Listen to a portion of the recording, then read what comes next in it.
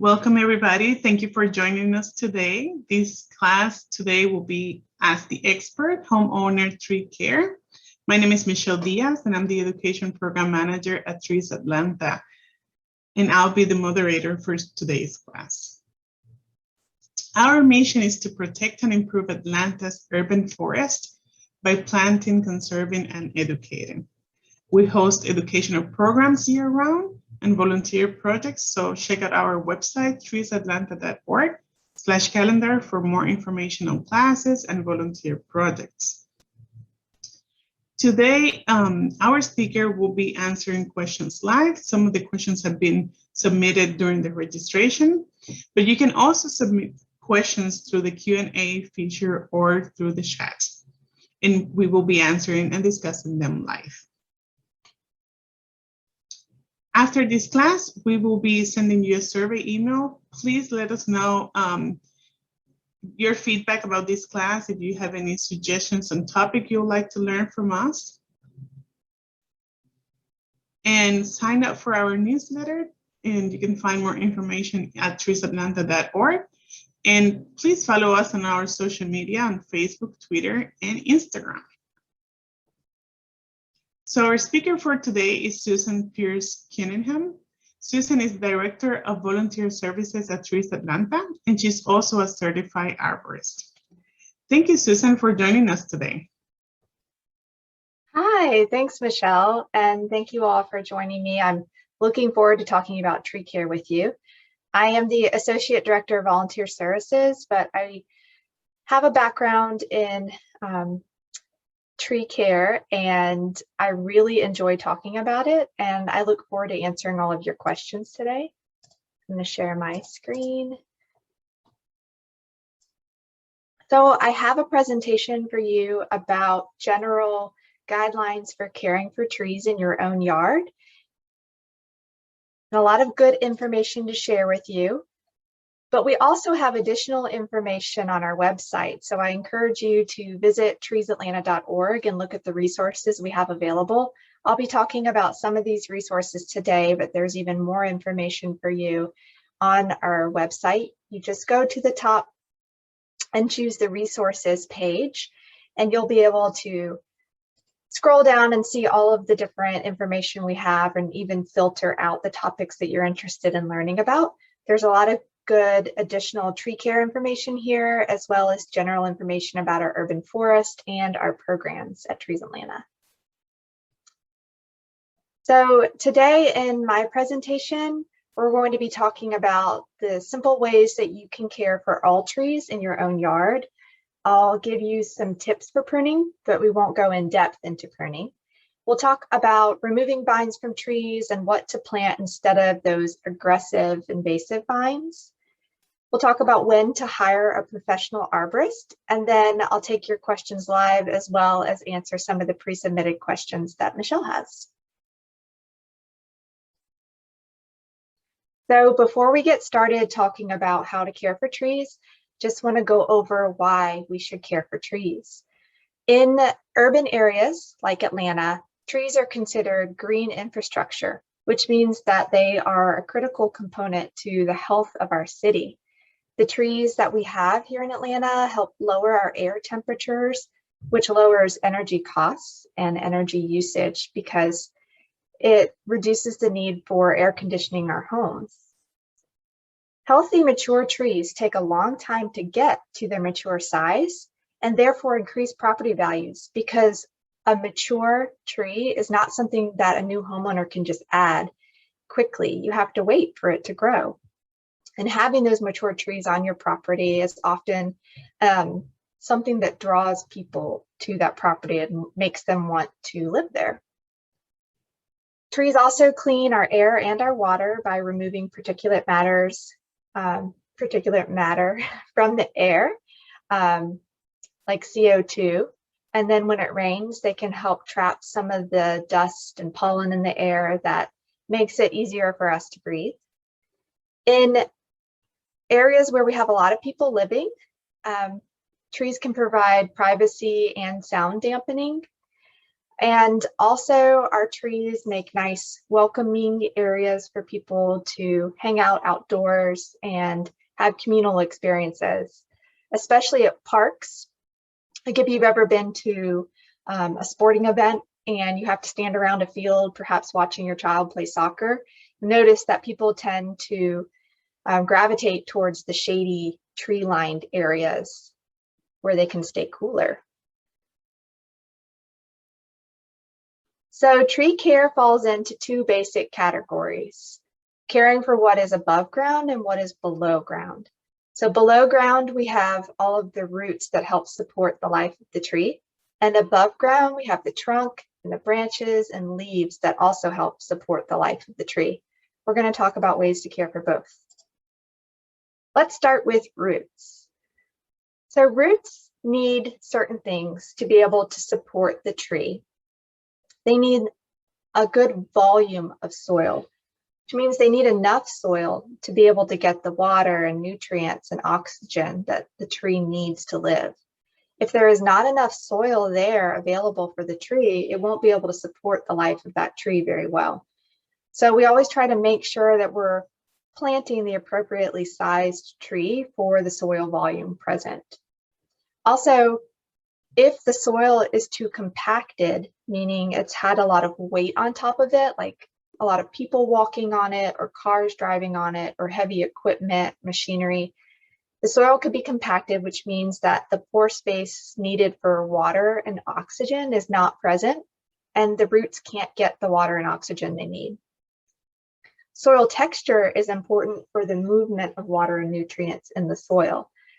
Texture could be clay or loamy or sandy, and each tree species requires a different type or a different texture of soil. Soil nutrition refers to the nutrients that the tree needs to live, and sometimes soil can be lacking in nutrients that trees need. The best way to know whether your soil is lacking in nutrients is to do a soil test. An arborist can help you with that, or you can even arrange for soil tests yourself through our local universities. Moisture, of course, is extremely important for our trees to be able to live. They need water because they transpire constantly. So some trees require more moisture than others, and knowing what water requirements your tree has can help you take care of your tree. So just doing a little bit of research about your tree can be helpful. And then trees also require other organisms for their survival.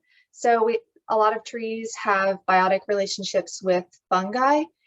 They're called mycorrhizal fungi, and they help bring in even more nutrients and moisture to the roots to help them survive. And the answer to making sure that the tree has everything it needs below ground is mulch. It's the single best thing you can do to help your tree. Mulch can be a free resource, or it can be something that you pay for, and it can be something that you can get in abundance, and it's really easy to apply to the root zone of your tree. The best mulch that you can use for a tree is what comes from the tree, especially our deciduous trees that drop their leaves in the fall. That is the best mulch for your tree. It's going to be able to return the nutrients that are in the leaves to the soil, and it's also going to help improve the texture of the soil and protect the roots of your tree. Now, the second best mulch, if you can't necessarily leave what comes from the tree, is an organic mulch that's similar to your tree. So if you have hardwood deciduous trees in your yard and you're looking for a mulch to apply, you'll want to use a hardwood mulch. If you have a lot of pine trees in your yard, then the pine leaves would be best. Matching your trees is going to help them get the nutrients that they need. So like I said, mulch improves the soil texture because as it breaks down and decays, it's adding organic material back to the soil and improving the layers and horizons in the soil and making it easier for microorganisms to live in the soil as well. Mulch also helps hold moisture in the soil longer so that the roots can actually take up that moisture and get it to the rest of the tree. Mulch helps suppress other plants, meaning it's keeping the weeds from growing around your tree. That is especially important for our young street trees that we plant because we don't want people to need to mow close to the trees because lawnmowers and weed eaters can cause a lot of damage to a young tree. So we try to keep the weeds away from the tree, and the mulch helps suppress those weeds for longer. Mulch also helps absorb the energy that might come from people walking by or from lawnmowers or other machinery, and it reduces the compaction in the soil. So you'll have less of a chance of compacting the soil if you have a good layer of mulch on the top. Mulch can also help reduce erosion when it rains. As the energy from raindrops hits the ground, if you have mulch to absorb that energy and protect the top layer of soil, it's less likely to wash away in a rainstorm. Mulch can also add some nutrients back to the soil that the plants need. And like I mentioned before, it encourages microorganisms to grow because it's providing a better texture and it's providing more moisture for those microorganisms. So here is a picture of a tree root in my own yard. We have red maples growing in our front yard. They're kind of shallowly rooted because they're bottomland species. And we also have some grass growing in our yard. These roots have been mowed over for many, many years. And you can see they're very damaged. So there's a lot of the root is missing, there's decay.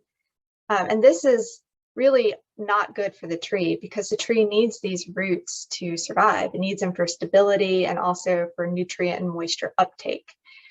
So the best thing that you can do to protect roots that are shallow like this is to put mulch on top of them. And I'm going to go back and show you. So this photo that I showed you earlier is actually my front yard. And this tree here is one of the red maples we have growing. Its roots were so shallow and all over our yard. We used to have lawn everywhere. So instead, we decided to reduce our lawn area to just a small portion of the yard and protect these red maple roots with a layer of 2 to 3 inches of mulch.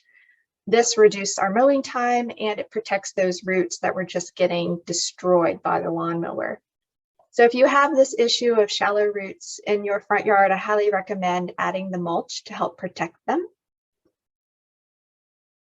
And again, a nice organic mulch that's similar to your tree is best. Other ways to help promote root growth and improve the soil is to get a soil test done. You can do that through UGA's extension service here in Atlanta and Athens. Hire an arborist to address compaction if needed. So if you think you have a pretty serious compaction problem in your yard, say you just recently had construction done and there was machinery in your yard, it's a good idea to have an arborist come out and assess how the soil is doing and how the tree is doing. They can help prescribe some practices to alleviate compaction in your soil and potentially prescribe methods to help protect that area of your yard that needs to have less compaction so that the tree roots can be healthy and support the life of the trees. You can also keep people out of certain areas by fencing them off or planting a border of shrubs or some other plant to keep people out of certain areas. We had to use a little fence here in Piedmont Park. This is actually in the dog park at Piedmont Park, and we fenced off the trees to keep the dogs from running right up to them and injuring them.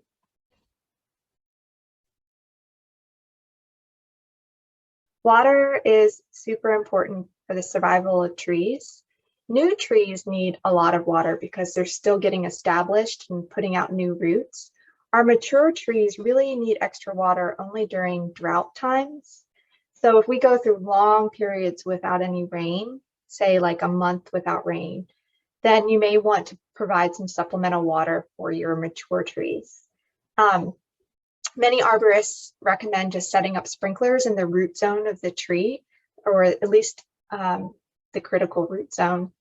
Roots can grow beyond the canopy of the tree, and they often do. So a mature tree's roots can extend for a really long way.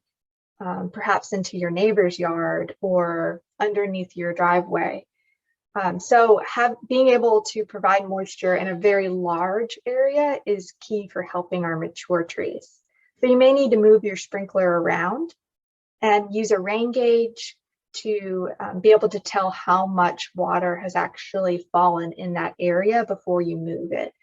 I think recommendations I've heard is usually about an inch of water during periods of high drought is what we need to provide for our mature trees, either once a week or twice a month, depending on the species of the tree and the situation. Again, an arborist is really helpful in helping you decide how to support your mature trees, and they can write specific prescriptions for your tree to give you advice on what to do.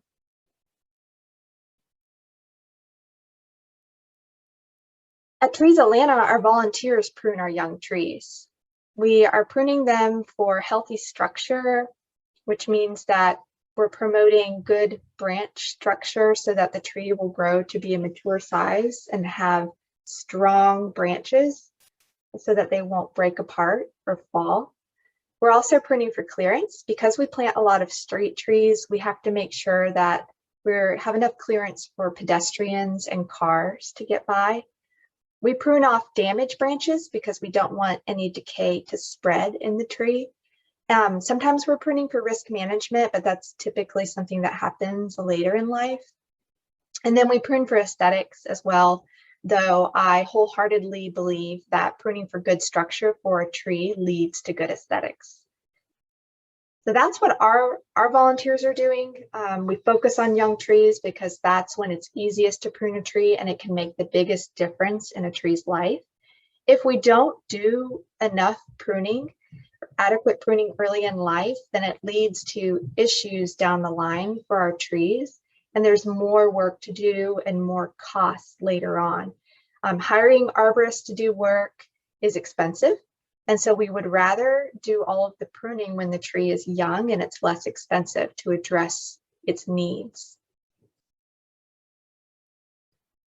Pruning for structure is the #1 reason why we prune. We want to make sure that we're giving this tree the best chance for survival. Pruning is a specialized skill and it requires some training, and Trees Atlanta offers pruning classes throughout the year. If you're interested in learning to prune young trees, you can actually take our virtual Pruning 101 class on our website. It's on that resources page that I showed you earlier. And then you can join us for in-person tree pruning classes as well. We offer them during the growing season, April through September. We offer in-person pruning classes at least twice a month.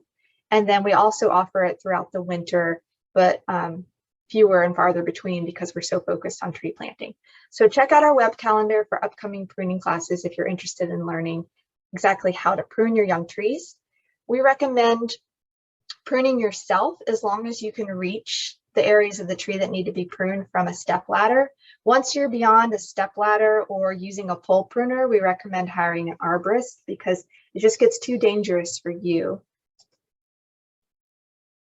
Arborists are especially trained to climb trees or use equipment to prune trees so that they can do it safely.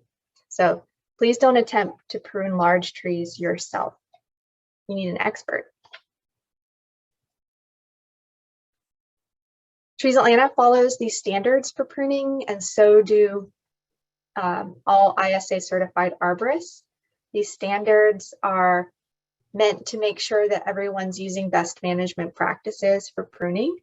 They were developed by the International Society of Arboriculture and the Tree Care Industry Association. And you can actually purchase these standard booklets if you're interested in learning more about it or having it handy for pruning.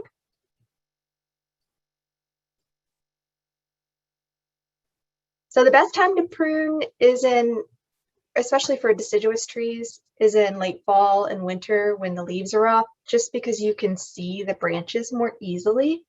But we prune year round here at Trees Atlanta because we're so busy planting in the winter. We have to do a lot of our tree care in the growing season. We just make sure that we're not stressing out the trees by removing too much of its live crown, which means like its canopy, during the growing season.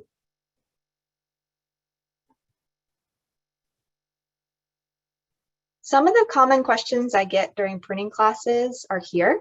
The first is, do we dress our wounds with anything? Meaning, do we paint the wounds left behind on the tree? And we do not put anything on the wounds. I'd say like 99% of the time, you don't need anything on a wound. Most arborists would only recommend putting something on a wound in like very special circumstances when they are aware of a pest in the area that could create a problem for your tree. But generally, it's not recommended to put anything on the wound of the tree once you've pruned it. Just allow the tree to close up that wound naturally. We often get questions about what to do if we see incorrect pruning practices, especially by utility contractors. The most common utility pruning we see in Atlanta is the contractors for the overhead power lines. So if you see any really poor pruning practices, please reach out to the utility. Here in Atlanta, our power utility is Georgia Power, and you can reach out to their foresters and let them know that there's an issue. That way that they can address that issue with the contractor that's doing the work. And then you may have seen some trees that look like all of the branches have been cut at one level, like crepe myrtles. And sometimes people will cut all of the branches just straight across. And we call that topping. And we never recommend topping for any species. This photo here is an example of a tree that was topped under power lines. It means that the tree was pruned improperly and it could create a lot of health issues for this tree. So topping's never a good idea, ever. And no one should ever top a tree. So if you hire an arborist and they recommend this, don't work with them because it's definitely not a good practice. And to address crepe myrtles specifically, we prune crepe myrtles just like we prune all other trees. We want them to have good structure, good clearance, and we want them to be healthy and long-lived. Crepe myrtles are non-native species and some of the hardiest trees that we plant. They're so tough. They can take anything. You can cut them all the way down to the ground and they'll grow back because they're so tough. So I think this topping practice has become acceptable for some landscapers and homeowners because they see the trees grow back so vigorously that they assume that this must be okay for the tree. I don't know this for sure, but this is my assumption, what I've come to, the conclusion I've come to in the years of seeing people top crepe myrtles. But we recommend just pruning the crepe myrtles like any other tree. When they're allowed to grow into their natural shape, they have this beautiful vase-like shape. It's just gorgeous. A mature crepe myrtle that's allowed to grow into good form is just stunning. So if you top the crepe myrtle and stunt its growth, it will never have that beautiful vase-like shape. I think it's just taking away a gorgeous tree and making just this ugly stunted thing. So if the problem is that the crepe myrtle is getting too large for the area, you can replace it with a smaller crepe myrtle. There's just hundreds of varieties available in different shapes and sizes and colors. So there's a lot from which to choose out there. So be sure to pick the right tree for the right place. All right, so we do often see vines growing on trees here in Atlanta. Our native vines tend to coexist peacefully with the native trees. So some of our native vines are like climbing hydrangea and Virginia creeper, and poison ivy is even a native vine that does fine on our trees. But some of the non-native, more aggressively growing vines that concern us are English ivy and kudzu, wisteria, winter creeper, Japanese honeysuckle.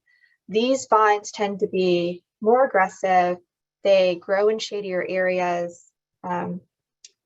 English ivy and winter creeper are evergreen. And so they can shade out some of our deciduous trees as well.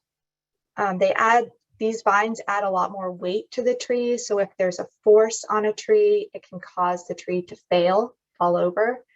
These evergreen vines also hide what's going on with the tree. So there could be a spot of decay in your tree, but if it's covered in English ivy, you may not be able to see that. So removing these vines is one of the best things you can do for your trees. We have instructions for how to remove vines from trees on our website. Again, on that resources page, please check it out if you have vines growing on your trees that you're worried about.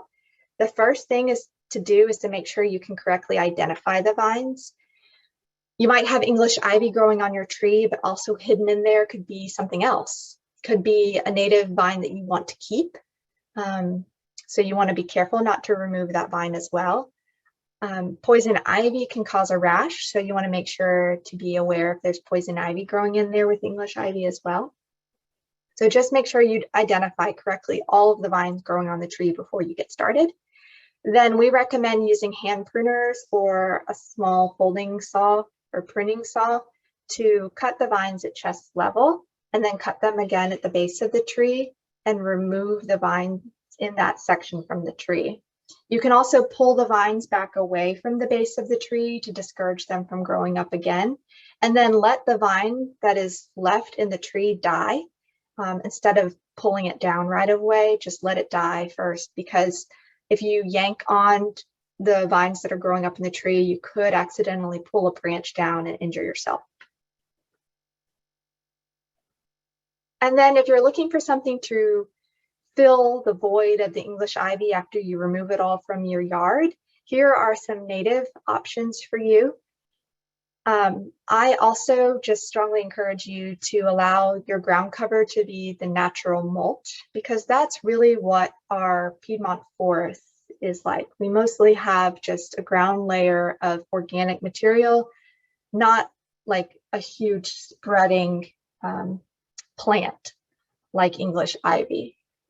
Our understory in the Piedmont is more scattered plants and small groupings of plants instead of one blanket of plants. But here are some good spreading plants if you really want it in your landscape, like in your yard.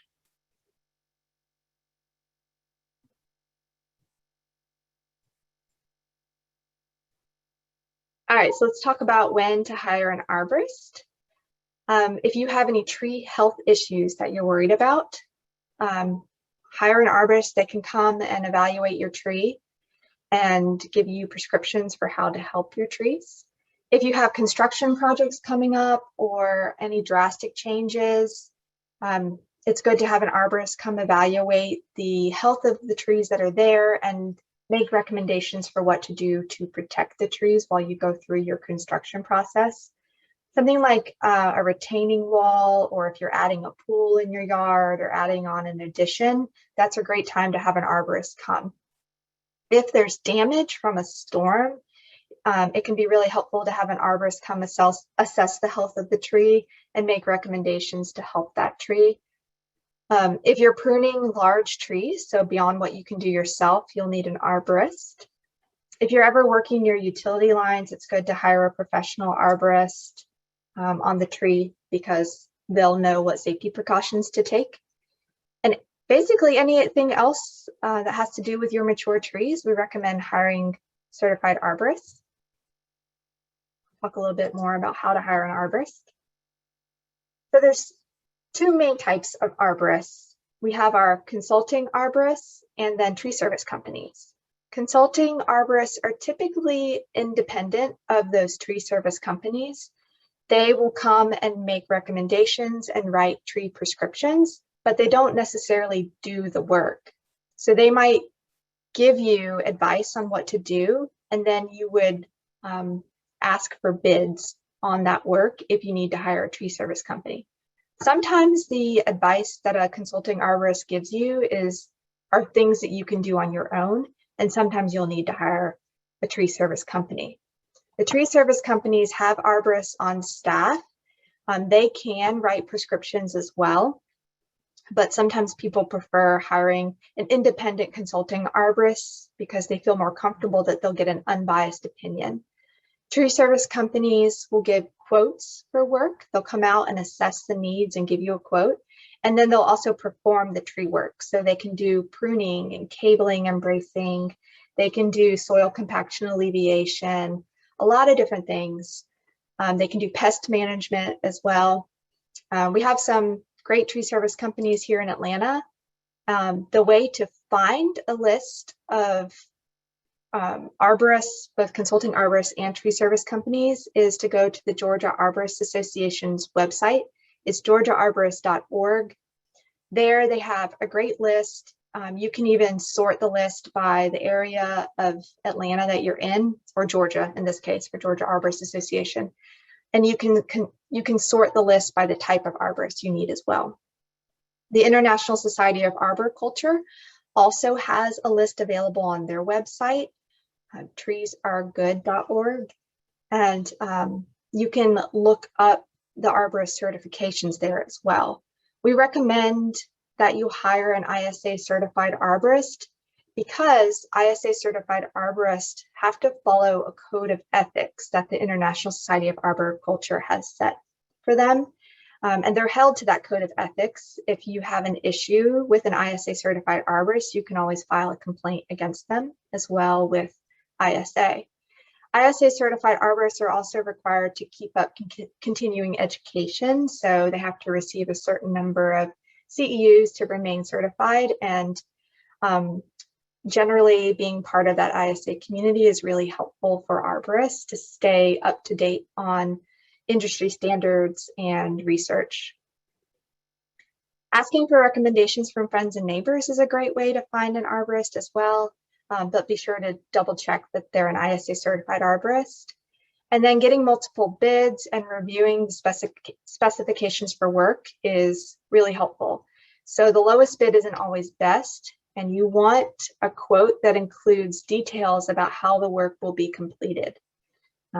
Just a price is really not good enough. You need to know how that company is going to handle the work to feel confident that they are going to do a good job. And then you'll always need to hire tree workers who are insured. You can ask them for their certificate of insurance, and you can even call their insurance company to confirm if you feel like you need to take that extra step. So I just wanted to mention briefly that a lot of municipalities in the Atlanta area have tree protection ordinances. These ordinances are code, which is law, that help protect their trees. And it's important for you to look into whether or not your city or county has an ordinance before doing any tree work, because the ordinance can stipulate what types of work needs permitting, like pruning or tree removal. It also stipulates potentially what types of trees can be planted in your municipality. Sometimes the tree ordinances have standards for pruning, and they also have standards for construction, so what you might need to do to protect your trees. So be sure to investigate your local tree ordinance before doing any renovations, construction work, or tree work. A question that I've gotten a lot while doing these Ask the Arborist lunch and learns is how to know if your tree is dead. So I thought I'd include that here. On small trees, you can do a simple little scratch test on the bark. You can see in this photo here that this person scratched the tree to remove a small part of the bark, and it looks green underneath in the top photo, which means that the tree is alive there. At least that tissue is alive. If you scratch part of the bark and the tissue underneath is brown, like in the lower photo, that means that it's dead.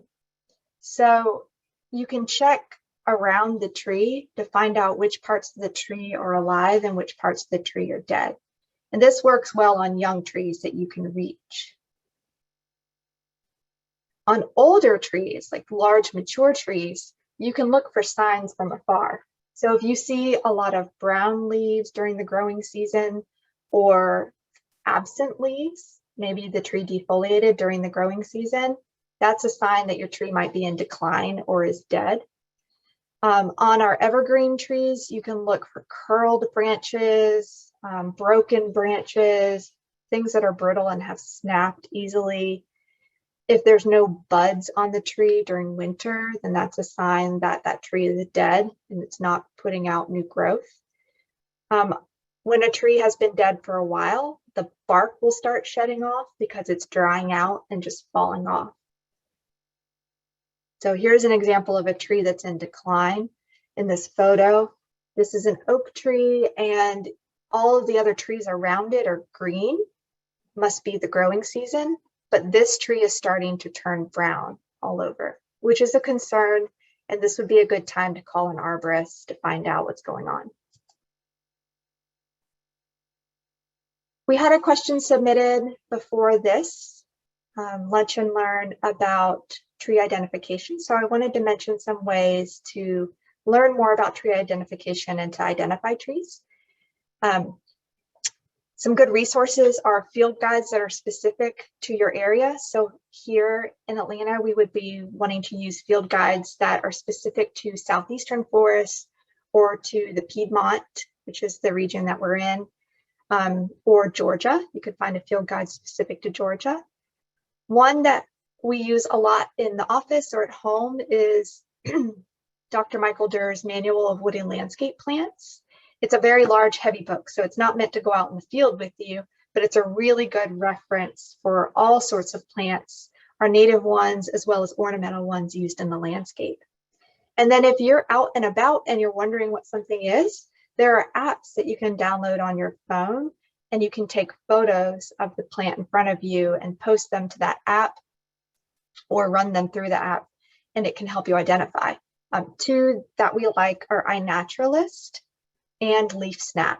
LeafSnap is one that's just purely identification, but iNaturalist is so much more. It's an awesome application that is used by people all over the world to help identify plants and make notes about plants and animals. It's not just plants. So there's a lot you can do with iNaturalist. And if you're interested in learning about plants and animals more, then I highly recommend that you check out iNaturalist. Also, Trees Atlanta has some good resources for learning tree identification. We have tours led by our docents. You can view that list of upcoming tours on our web calendar, and quite a few of our docents include tree identification in their tours. You can also volunteer with us. It's a great way to learn plants. Going out to forest restoration projects or tree planting projects, you'll become more familiar with plant ID the more you volunteer. And then occasionally we actually have tree identification classes. We also have training programs for our volunteers that include tree identification as part of those trainings.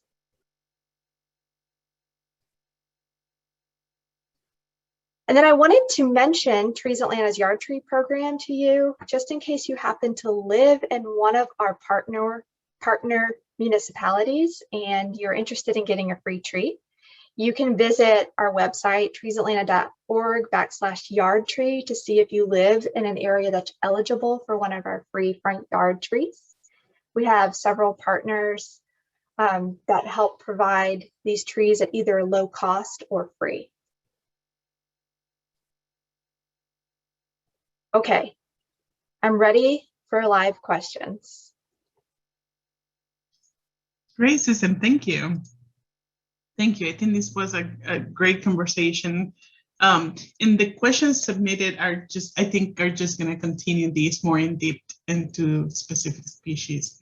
For example, one of the questions is, any recommendations for getting rid of wisteria?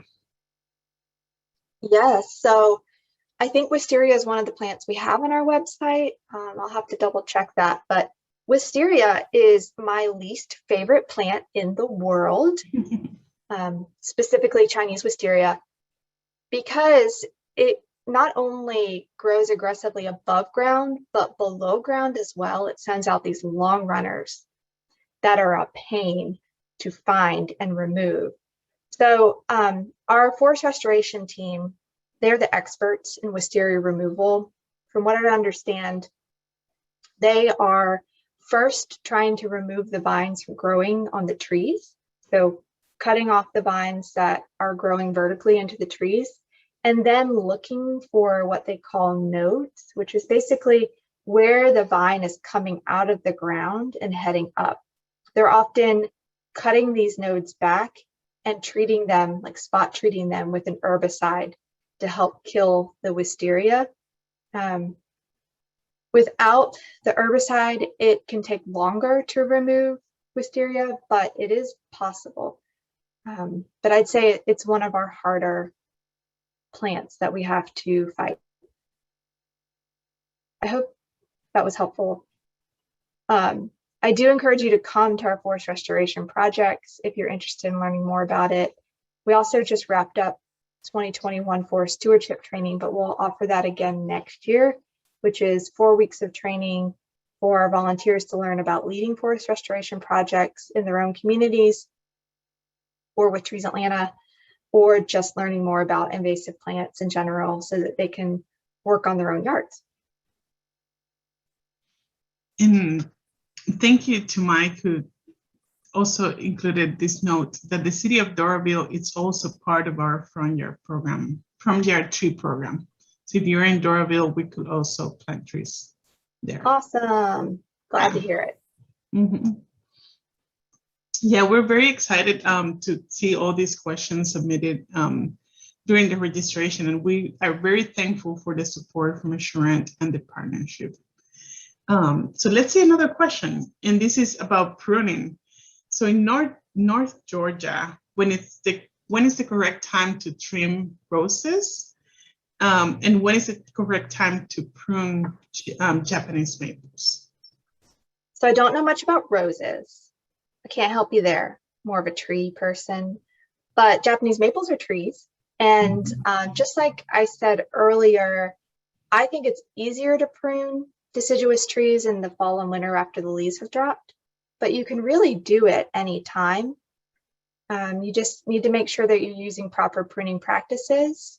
I didn't talk about those specific practices today, but I strongly encourage you to take our virtual pruning 101 class that's on our website if you're interested in learning how to prune correctly, because you can do damage to your tree by not pruning it correctly.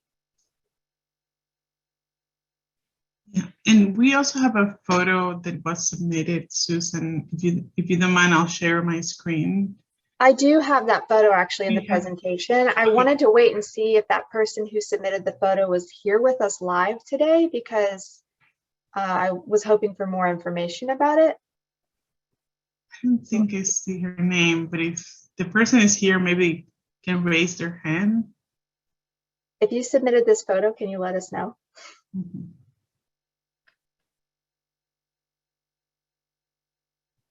They might not be here. I think they were asking about, so this tree here in front of their house is turning brown. What I wanted to know is what the species is. It looks like an arborvitae or a Leland cypress, but I'm not sure. I mean, it could be a red cedar. It's hard to tell from the photo.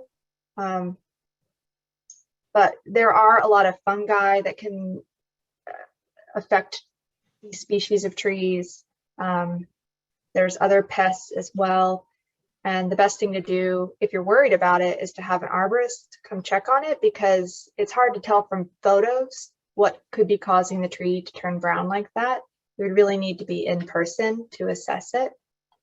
So if you want this tree to survive, I recommend hiring an arborist to come look at it.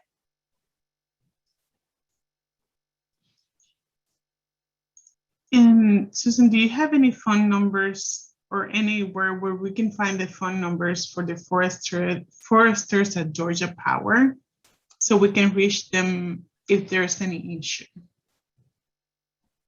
That's a good question. I have them, but I don't know if they're online. I'll have to look it up. Maybe I can get back to that person. Would that be possible, Michelle, to get back to them with a link if we can find it? Yes. We can add this also to the reminder, to the follow-up email as well. Because I have found them online before. I just can't tell you specifically where right now. I need to look it up. So another question, and are tree service companies required to remove the tree debris from the property when they prune and they remove trees from someone's yard? No, and this could be different in different municipalities, but here in Atlanta, it's not a requirement. It's usually part of the bid that they will give you. So it will be listed in your quote and there will be a price. There should be a price next to hauling away debris. And I usually recommend for homeowners to do that because I think often homeowners underestimate how much of a tree there's going to be left when they do a removal. So do consider that in the costs. And if the arborist who's giving you the quote or the tree service company who's giving you the quote doesn't include that, make sure to ask about it because there's usually additional fees for that. That's a good question then. Yeah. Well, Susan, that's the last question we have. If anybody else have any questions that would like us to answer. And thank you again to Assurant for their support and their partnership. This has been 3 great classes that we've enjoyed doing. Yeah, thank you so much for having me. I hope it's been helpful. I hope that if you're interested, you'll come out and volunteer or learn more about trees via our website. I just wanted to mention again, the pruning classes are available on our website. Our walking tours happen. It seems like we have one a week, at least one a week at this point. And then volunteer opportunities are like Monday through Saturday every week now. So come join us sometime. Yeah, well, thank you, Susan, for your time, and thank you everybody who joined this class. And we'll be following up with a survey and the recording. Thank you and have a great day. Thanks.